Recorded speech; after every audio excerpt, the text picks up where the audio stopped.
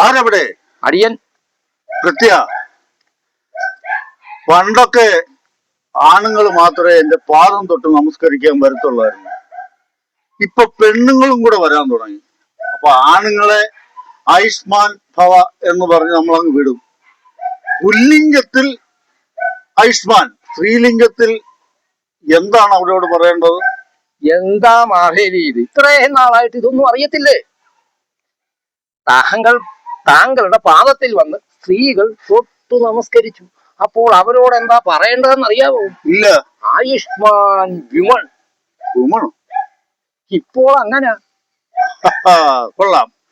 അടുത്ത സ്ത്രീകൾ ആരെങ്കിലും വന്ന് പാദം തൊടുമ്പോൾ ആയുഷ്മാൻ വുമൺ.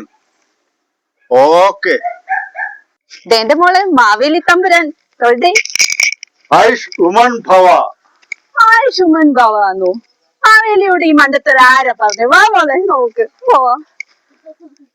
അടിയൻ. താൻ എന്തിനു മണ്ടത്തരോട് എന്നോട് പറഞ്ഞത്? ആ പെണ്ണ് കളിയാക്കിയിട്ട് പോയണ്ടില്ലേ? എന്റെ മാവേലി തമ്പുരാനെ, കാലങ്ങളൊക്കെ മാറി. ഇപ്പോൾ സ്ത്രീകൾക്കാ മുൻഗണന. അല്ല, മുൻഗണനക്കല്ലയോ നമ്മൾ ആയുഷ് ഉമൺ ഭവ എന്ന് പറഞ്ഞത്? ആ പെണ്ണ് കളിയാക്കിയിട്ട് പോയി. തനിക്ക് വിവരമില്ലടോ. വേറെ ആരോടെങ്കിലും ചോദിക്കാം. ആ, തോണ്ടൊരാൾ വരുന്നുണ്ട്. കൊള്ളാം കൊള്ളാം, അയാളോട് ചോദിക്കാം.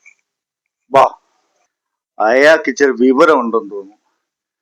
ഓണാശംസകൾ മഹാബലി. അപ്പോഴേ താങ്കളോട് ഞാനൊരു ചോദ്യം ചോദിക്കാൻ പോവാം. ചോദിച്ചോളൂ.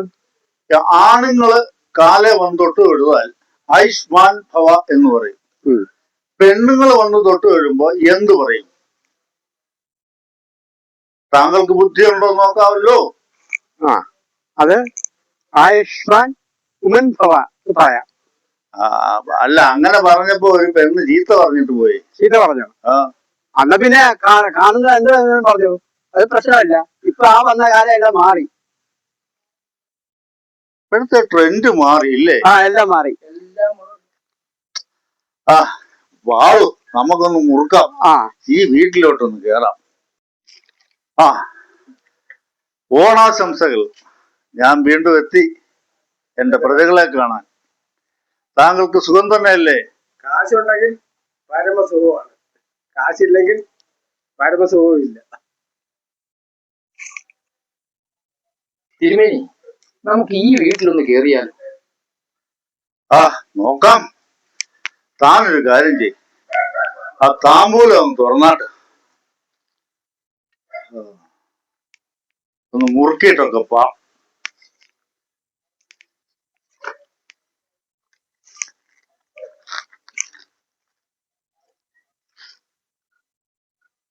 ആയി, ഈ ചുണ്ണാമ്പിലാരോട് വെള്ളം ഒഴിച്ചത്? കയ്യിൽ നയാ പൈസ ഇല്ല.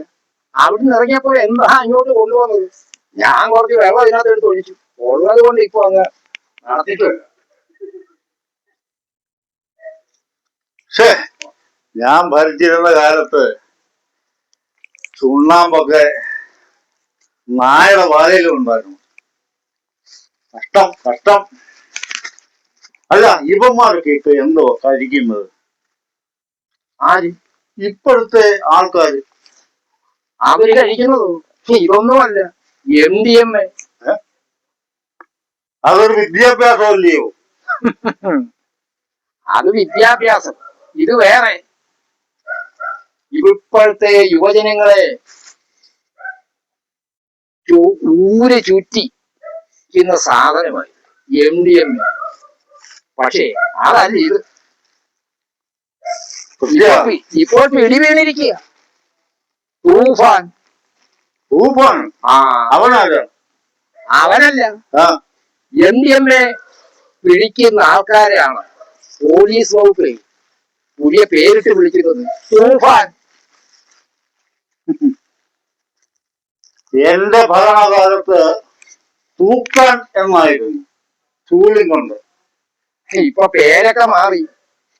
പുതിയ കാലമല്ലേ, ന്യൂ ജനറേഷൻ. ഇങ്ങനെ പോയാൽ എന്റെ കേരളം കുട്ടിച്ചോറാവില്ല കുട്ടിയാണ്. എന്ത് ചെയ്യാനാ?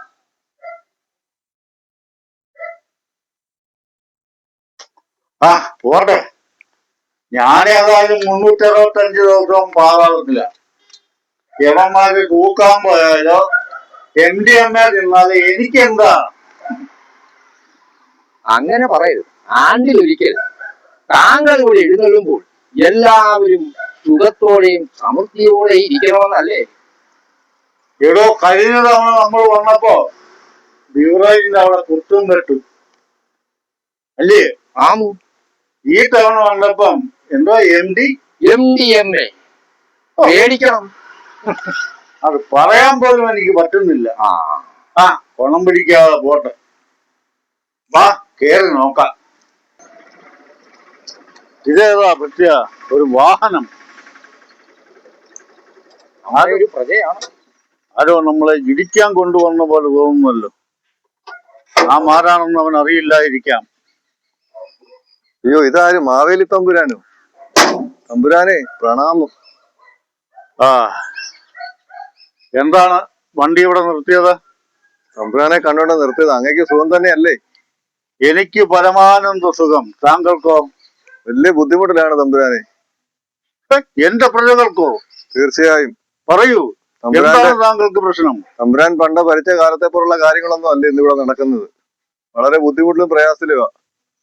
അതുകൊണ്ട് വണ്ടി തന്നെ 10-40,000 രൂപ കൊടുത്ത് ടെസ്റ്റ് ചെയ്ത് ഓട്ടോ ഇല്ല, മഴയും വെള്ളപ്പൊക്കമാ. എന്തെങ്കിലും ഒരു പരിഹാരം പറഞ്ഞു തരണം അങ്ങൂന്ന്.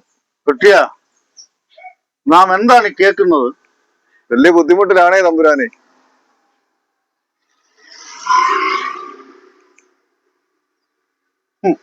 എന്റെ കേരളം, നമുക്കിനി ഇങ്ങോട്ട് വരണ്ടാടും. അതാ നല്ലത്. എന്നാ പോയാലോ? അങ്ങനെ പെട്ടെന്നങ്ങ് പോയല്ലേ. എന്റെ കുഞ്ഞെ, ഞാൻ ഭരിച്ചിരുന്ന കാലത്ത് കള്ളവുമില്ല, ചതിയുമില്ല, പിന്നെന്തോ ഡിഗ്രിയുടെ പേര് പറഞ്ഞേ? ഡിഗ്രി അല്ല, MDMA. ആ സാധനവും ഇല്ലായിരുന്നു. കുറച്ച് കള്ളവും ചാരായൊക്കെ ആൾക്കാർ കുടിക്കും. ദൈവമേ, എന്റെ വാമന, ഇതിനായിരുന്നു എന്നെ പാതാളത്തിലോട്ട് ചവിട്ടിത്താത്തെ.